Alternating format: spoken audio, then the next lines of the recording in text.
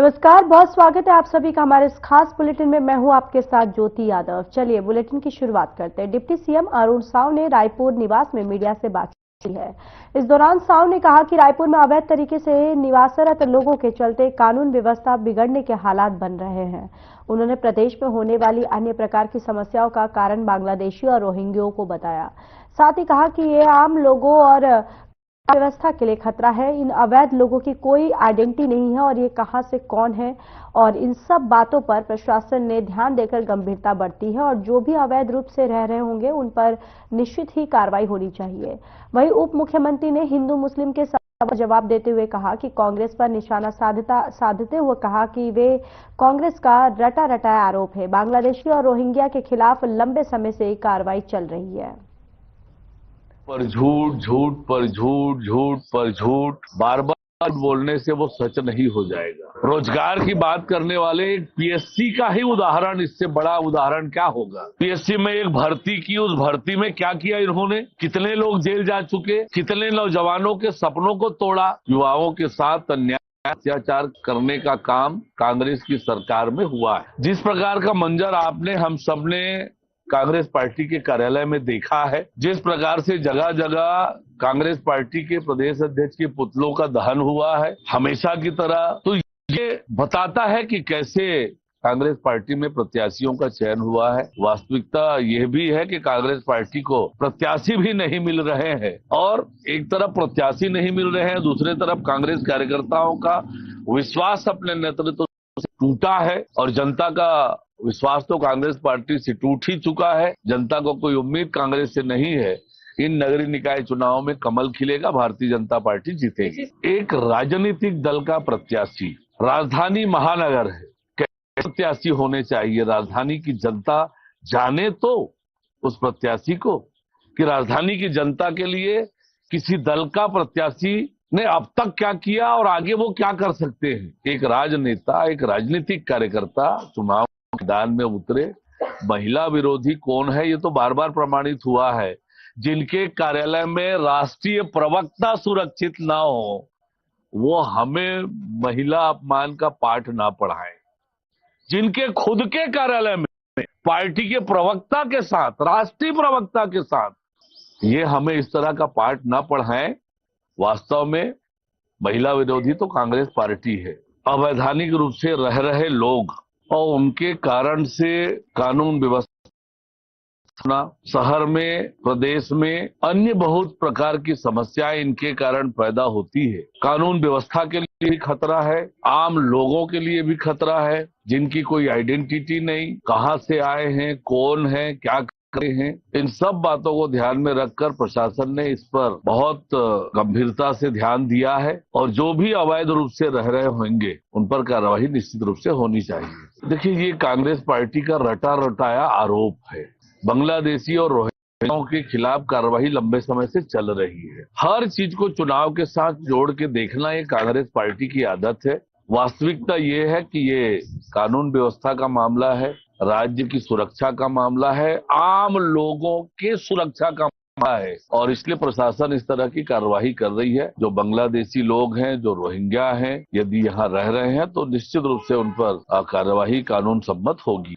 इससे बड़ा प्रमाण क्या होगा कि हरियाणा के मुख्यमंत्री स्वयं यमुना के जल को पी रहे हैं, आचमन कर रहे हैं, और ये प्रमाणित होता है कि कैसे झूठे हैं ये कांग्रेस पार्टी और आम आदमी पार्टी के लोग। कभी एक हो जाते हैं, कभी एक दूसरे के खिलाफ बोलते हैं, तो इनकी विश्वसनीयता तो समाप्त हो ही गई है।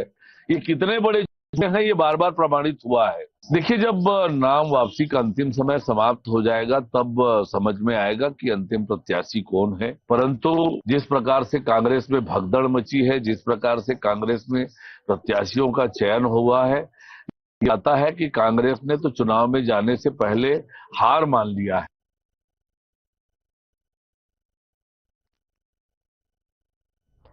छत्तीसगढ़ के स्वास्थ्य मंत्री श्याम बिहारी जायसवाल ने नगरीय निकाय चुनाव के मद्देनजर कांग्रेस कार्यकर्ताओं में जबरदस्त असंतोष को देखते हुए बयान दिया है।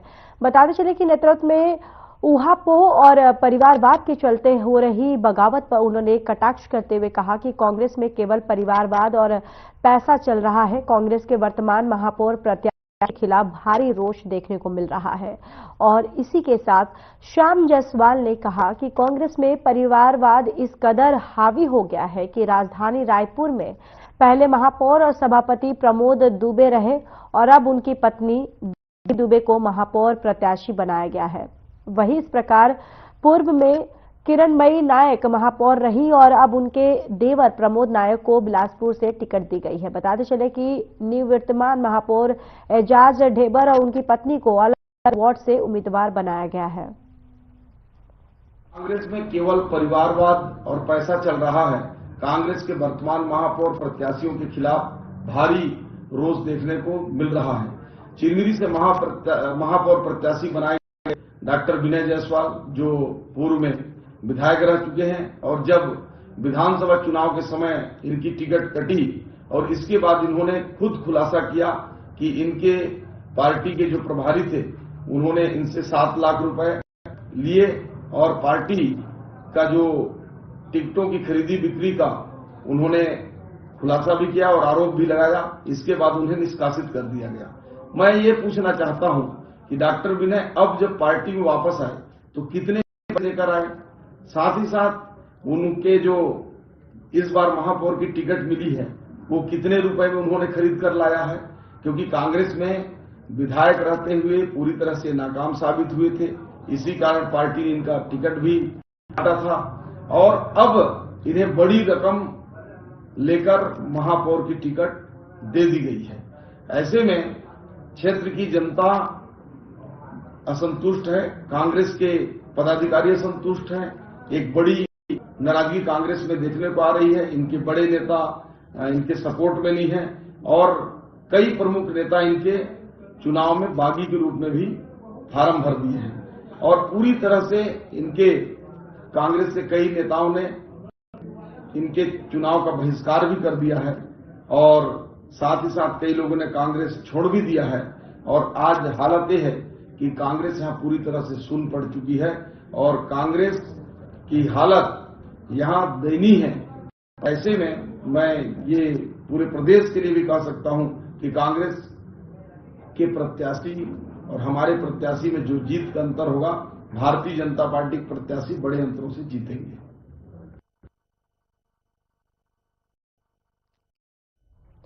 छत्तीसगढ़ सुकमा जिले में बस्तर आईजी सुंदरराज पी के नेतृत्व में नक्सल विरोधी अभियान चलाया जा रहा है और इस अभियान के तहत सुरक्षा बल के जवानों को लगातार सफलता मिल रही है। वहीं इन इलाकों में नक्सली आतंक का रास्ता छोड़ मुख्य धारा में जुड़ रहे हैं और अब भी 9 नक्सलियों ने पुलिस अधीक्षक कार्यालय पहुंचकर आत्मसमर्पण किया है।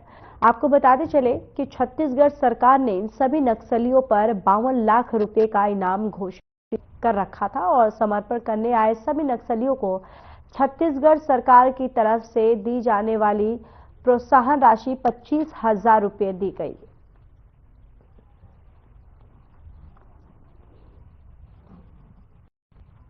जो नक्सल निर्मूलन अभियान चलाया जा रहे हैं और लगातार जो अंदरूनी क्षेत्र में जो कैंप खोले गए हैं उससे प्रभावित होकर और शासन की जो नियत नालंदा योजना है उससे जो विकास काम हो रहे हैं उससे प्रभावित होकर 9 नक्सलियों ने आज आत्मसमर्पण किया है। इन 9 नक्सलियों में जो 5 नक्सली है वो पीएलजी बटालियन नंबर 1 के सदस्य हैं।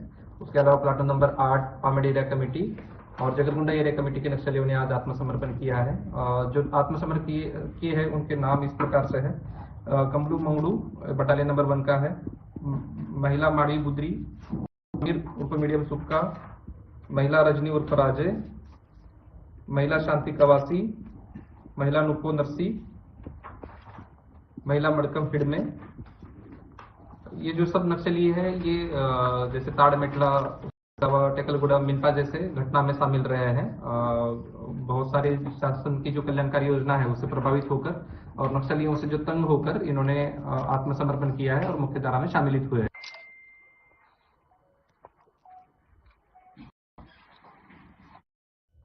देश भर में राष्ट्रपिता महात्मा गांधी को 77वीं पुण्यतिथि पर श्रद्धांजलि दी गई। वहीं इस मौके पर मध्य प्रदेश कांग्रेस से अध्यक्ष जीतू पटवारी ने कहा कि आज राष्ट्रपिता महात्मा गांधी के समर्पण का दिन है और जो भी राष्ट्रपिता लोग हैं, जिनका संविधान में विश्वास है, वो सभी लोग आज राष्ट्रपिता को याद कर रहे हैं। महात्मा गांधी ने पूरी दुनिया में अपना लोहा मनवाया था और वो विचारधारा प्राचीन भारत की विचारधारा है, जिसमें कृष्ण, गोविंद, गुरु नानक, अंबेडकर जी और गांधी जी की विचारधाराओं को जीने का दिन है। मेरा सभी से निवेदन है कि कांग्रेस के अलावा सभी लोग महात्मा गांधी के विचारधारा को और ग्राम स्वराज की भावना को आत्मसात करें, जिसके लिए अभी हमने संकल्प लिया है, बापू जय भीम जय संविधान की यात्रा प्रारंभ की है। कि डायरी का अस्तित्व खतरे में है। आप गए, आपने 7 करोड़ रुपए निकाले, आपके बाद 2 एजेंसियां गई, उनने 200 करोड़ रुपए निकाले। आपका काम ठीक नहीं था, क्लियर है। उसके बाद ही 2 एजेंसियां गई, ईडी और अब चूंकि लोक आयुक्त के पास ही अभियुक्त है, तीनों ने कहा है सोना हमारा नहीं है, हमारी नकदी नहीं है। अखबारों के माध्यम से जो हमें पता चला, इसका मतलब किसका है? तो जो हम कह रहे थे वही है। और ये बात मैंने नहीं कही, पूर्व मुख्यमंत्री मध्य प्रदेश की उमा भारती ने भी कही कि मगरमच्छ दूसरे हैं, कहा, उनने बयान दिया। तो मैं मानता हूं कि जब उनने ये बयान दिया कि मगरमच्छ दूसरे हैं, यानी इसका मतलब हम जो कहते हैं वो सही है। 20,000 करोड़ रुपए का घपला है, 2,000 करोड़ रुपए से ज्यादा का डायरी में हिसाब है। 2,000 करोड़ रुपए में किसके किसके नाम है सार्वजनिक होना चाहिए। कोई भी हो, कितना भी बड़ा आदमी हो, पे जब विश्वास होगा तब ये इनके चेहरे बेनकाब, करप्ट लोगों के, भ्रष्ट लोगों के चेहरे बेनकाब। अभी सौरभ शर्मा को 3 सिपाही इधर से उधर सड़क घुमा रहे हैं। मैं फिर कह रहा हूं कि सौरभ शर्मा की जान को इस तरीके की अगर लापरवाही रही तो इसका मतलब है पीछे से कोई षड्यंत्र तो नहीं हो रहा है। ये कैसी बात है, ये समझने की बात है। और रही बात पूरी घटना की, हमने कहा कि हम पूरे मसले पे ध्यान दिए हुए हैं और इस पूरे को लेके हम कोर्ट भी जाएंगे, क्योंकि ये छोटा मोटा एक इतना बड़ा भ्रष्टाचार का दीमक मध्य प्रदेश को लग चुका है कि हमारी महंगाई बढ़ती जा रही है, लोगों पे कर्ज बढ़ता जा रहा है, सरकार कर्ज लेती जा रही है और सारी योजनाएं बंद करती जा रही है। मोहन यादव और पूरा मंत्रिमंडल, जैसे मैंने कहा ना, करप्शन की भेंट चढ़ गया, सारे लोग लूटने में लगे हैं। मैं पहले भी ये बयान दे चुका हूं, फिर दोहरा रहा हूं कि अगर सही तरीके से जाना तो एक भी मंत्री मंत्रालय नहीं रहेगा, सारे जेल की सलाखों के पीछे होगा, एक भी सिंगल एक भी नहीं रहेगा। और ये करप्शन 5वीं मंजिल से ही चालू होता है, मोहन यादव जी के ऑफिस से चालू होता है और नीचे तक तहसील ऑफिस तक, पटवारी ऑफिस तक जाता है। और कोई एक आदमी में फिर से चुनौती देता हूं सारे पत्रकार बंधुओं को, माफी चाहते हुए, कि मध्य प्रदेश के एक भी है भोपाल राजधानी, एक भी विभाग में बिना पैसे से आप काम करवा के ला दो तो मैं आपका नागरिक बन जाऊंगा। सब भाइयों से मेरा आग्रह है, आप कोई भी बिना पैसे से एक भी काम करवा के ला दो, आप पत्रकार हो, आपकी तो ताकत है, तो मैं आपका नागरिक अभिनंदन करूं। ये भ्रष्टाचार का चेहरा है मध्य प्रदेश। तो मैं फिर से, चूंकि सौरभ शर्मा के मामले में अपनी बात कह चुका हूं, और सोना उनने कहा हमारा नहीं है, नगद हमारा नहीं है, तीनों के बयान आए, अखबारों से पता चला इन्हें किसका है। तो जो हम कह रहे थे सुई उधर जाती है। खबर विदिशा से है, जहां तोपुर में बांस से डलिया सुपा का निर्माण करने वाले परिवार के घर में अज्ञात कारण से आग लग गई। मिली जानकारी के मुताबिक किसी प्रकार की जनहानि तो नहीं हुई, पर पूरी गृहस्थी जलकर खाक हो गई है। और वहीं यहां रहने वाले नरेश नागर, वीरू नागर और मुन्नी कुवेल के घर में आग लगने की वजह से भारी नुकसान हुआ है। बताते चले कि घटना बुधवार देर रात 10 बजे के लगभग की बताई जा रही है। आग की लपटें देखकर परिजन बाहर आ गए। आसपास रहने वालों ने अपने स्तर पर आग बुझाने की कोशिश की, लेकिन दमकल ने मौके पर पहुंचकर आग पर काबू पा लिया। वहीं सुबह विदिशा विधायक मुकेश टंडन घटनास्थल पर पहुंचे और पीड़ित परिवार से मुलाकात कर हर संभव मदद दिलाने का आश्वासन दिया।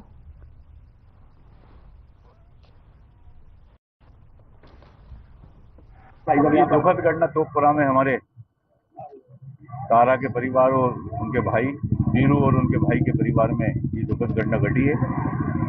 अग्नि में संपूर्ण घर की गृहस्थी, जो कारोबार वो करते थे, डलिया ढोल सब नष्ट हो गए।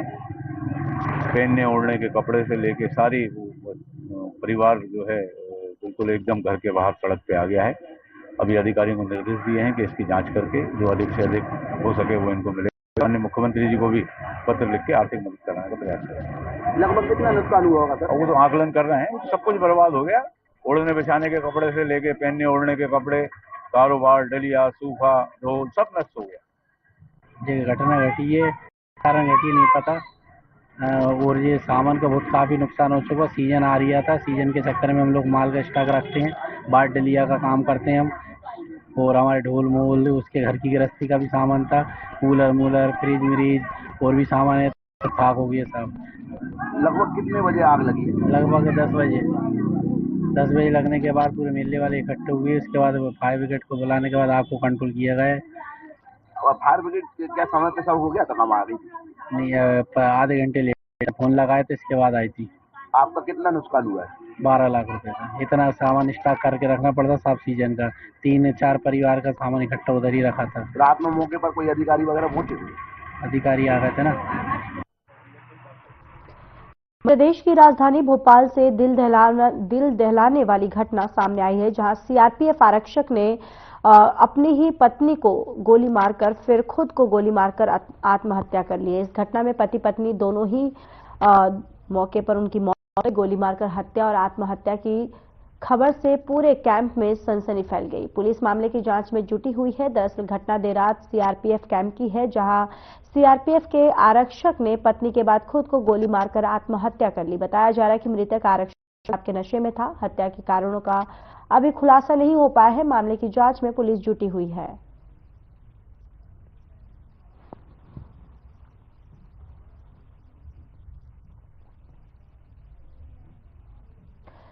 शिवपुरी जिले के सुभाषपुरा थाना पुलिस ने हाईवे पर हुई लूट की वारदात का 24 घंटे में खुलासा कर लिया है। लुटेरे गिरोह के 5 सदस्यों को गिरफ्तार कर लिया।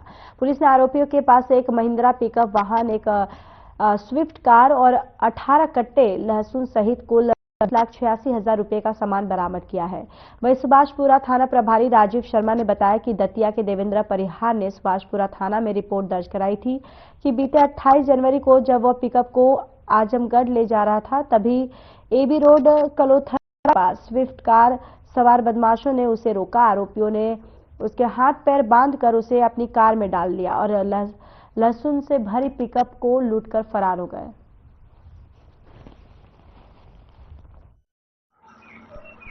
28 तारीख को फरियादी देवेंद्र परिहार निवासी दतिया द्वारा आकर इस संबंध में सुभाषपुरा थाने पर रिपोर्ट की गई, जिसके आधार पर तत्काल पुलिस द्वारा रिपोर्ट दर्ज की जाकर इसको पकड़ने के लिए हर संभव प्रयास करते हुए टोल बैरियर आदि से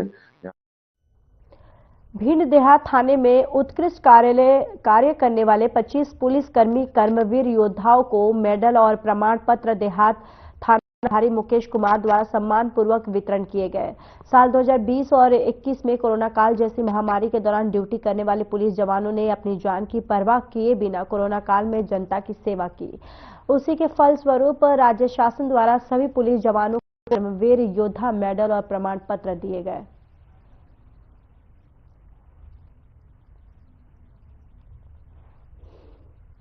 कोरोना काल के दौरान देश में एलओ की स्थिति काफी गंभीर थी, जो उस दौरान देश भर के अधिकारियों पुलिस कर्मचारियों के द्वारा काफी मेहनत और लगन से अपनी जान जोखिम में डालकर अपने कर्तव्यों का निर्वहन किया गया, जो मध्य प्रदेश शासन के द्वारा प्रोत्साहन स्वरूप सभी पुलिसकर्मियों को कर्मवीर पदक से सम्मानित किया गया है, जो थाना देहात के करीबन 20 पुलिस अधिकारियों कर्मचारियों को इस प्रोत्साहन से सम्मानित किया गया है।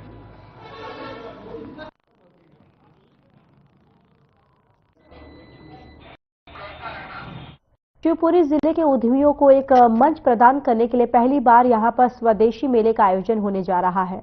बता दें कि आयोजन स्वदेशी जागरण मंच की इकाई स्वर्णिम भारतवर्ष फाउंडेशन के तत्वाधान में किया गया और जिसका उद्देश्य छोटे बड़े स्वदेशी वस्तुओं का उत्पादन करने वाले उद्यमियों के साथ स्थानीय संस्कृति स्थानीय कला और स्थानीय व्यंजन को एक मंच प्रदान कर उनके व्यापार और क्षेत्र को बढ़ावा देना है। स्वदेशी मेला शहर के पोलो ग्राउंड मैदान में 31 जनवरी से शुरू होगा। मेले का समापन 9 फरवरी को किया जाएगा। इस स्वदेशी मेले में 160 से ज्यादा स्टॉल लगाए जाएंगे और मेला प्रभारी गोपाल गौड़ ने प्रेस कॉन्फ्रेंस करके इसकी जानकारी जो है वो दी है।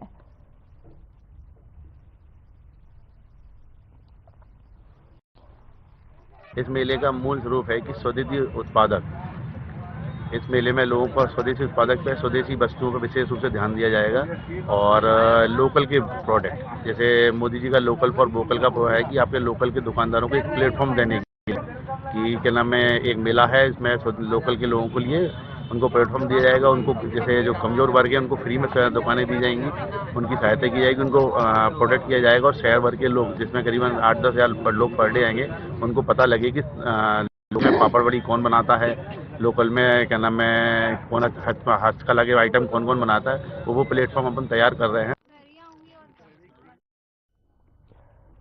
खबर भिंड से है, जहां दोबाहा थाना पुलिस ने अवैध हथियार से नगर में दहशत फैलाने वाले, हत्या प्रयास करने वाले फरार आरोपी को गिरफ्तार किया है। दरअसल आरोपी नगर में रुतबा दिखाने के लिए अपने 2 साथियों के साथ थाना क्षेत्र के कुरचानिया मोहल्ले में हवाई फायरिंग कर दहशत फैला दी थी। पुलिस ने आरोपी के पास से 315 बोर का एक कट्टा जिंदा कारतूस बरामद किया है।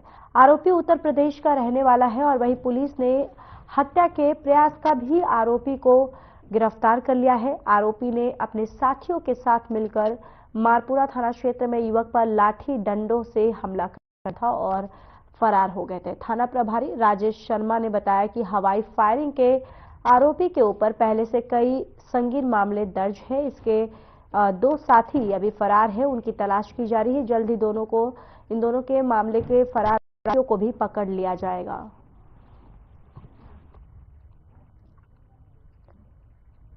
शिवपुरी पुलिस अधीक्षक अमन सिंह राठौर ने अवैध शराब के खिलाफ सख्त कार्रवाई करने के निर्देश पर पिछोर तहसील की मायापुर पुलिस ने 1200 लीटर अवैध शराब सहित शराब बनाने में उपयोग करने वाली सामग्री को जब्त किया है। जानकारी के अनुसार मायापुर थाना प्रभारी नीतू सिंह अहिरवार ने बताया कि उन्हें मुखबिर से सूचना मिली कि ग्राम पिपरौदा उबरी में बड़े पैमाने पर अवैध कच्ची शराब बनाई जा रही है।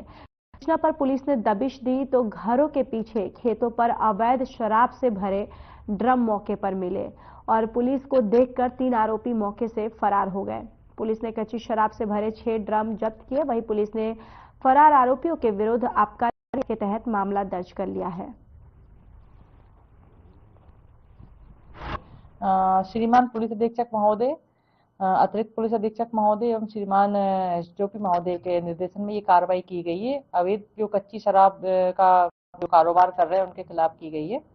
इसमें ये ग्राम पिपरौदा उबारी में सूचना प्राप्त हुई थी कि यहाँ काफी समय से लोग अवैध शराब का उत्पाद वो कर रहे हैं, कारोबार कर रहे हैं। इस पर से आज सूचना पर निकले तो वहां जाकर देखा तो काफी मात्रा में मतलब दहान भरे हुए ड्रम प्राप्त हुए हैं पुलिस को, जिसमें कच्ची हाथ से बनी कच्ची शराब भी प्राप्त हुई है। तो जो लहान मिला है लगभग वो 4-5 हज़ार लीटर करीब मिला है, जिसको मौके पर भी पुलिस ने नष्ट किया गया है। जो शराब थी उसको मौके पर जब्त कर अपने साथ थाने लेकर आए। मौके पर शराब कितनी मिली हुई है?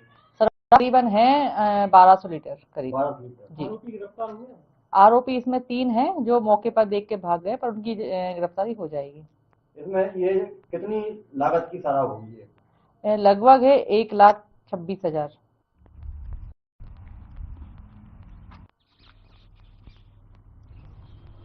मामला ग्राम पंचायत घोटी का है, जहां मनरेगा योजना के तहत बड़ा घोटाला सामने आया, जिसमें पुलिया निर्माण के नाम पर 10 लाख रुपए की राशि निकालने की कोशिश की गई, जबकि मौके पर पुलिया निर्माण कार्य हुआ ही नहीं। लेकिन जैसे ही ये मामला क्षेत्रीय जनप्रतिनिधियों के और ग्रामीणों के संज्ञान में आने के बाद हड़कंप मच गया है। तो वहीं ग्राम पंचायत घोटी में पंचायत में मनरेगा के तहत पुलिया निर्माण के लिए स्वीकृत राशि का कम कागजों पर ही पूरा दिखा दिया गया है, जिसके जो बिल है अलग अलग दुकानदारों के नाम पर पंचायत दर्पण पोर्टल पर दर्ज कर राशि निकालने का प्रयास किया गया।